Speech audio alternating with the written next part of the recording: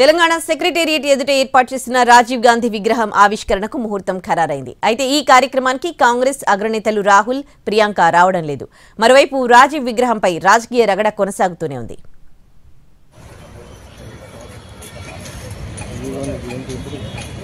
Telangana secretariat ఎదుట ఏర్పాటు చేసిన దివంగత మాజీ ప్రధాని రాజీవ్ గాంధీ విగ్రహాన్ని ఇవాళ సాయంత్రం ఆవిష్కరించనున్నారు సీఎం రేవంత్ రెడ్డి.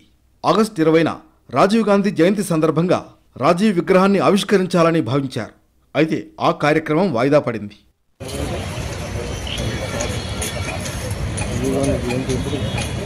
రాజీవ్ గాంధీ విగ్రహంపై కాంగ్రెస్, బీఆర్ఎస్ మధ్య డైలాగ్ వార్ నడుస్తోంది.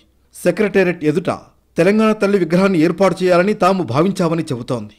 అక్కడ రాజీవ్ గాంధీ విగ్రహం పెట్టడం ఏమిటంటూ తీవ్ర అభ్యంతరం వ్యక్తం చేస్తోంది.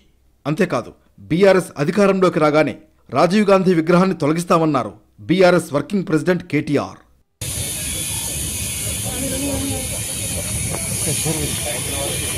బీఆర్ఎస్ తీరుపై భగ్గుమంటున్నారు కాంగ్రెస్ నేతలు.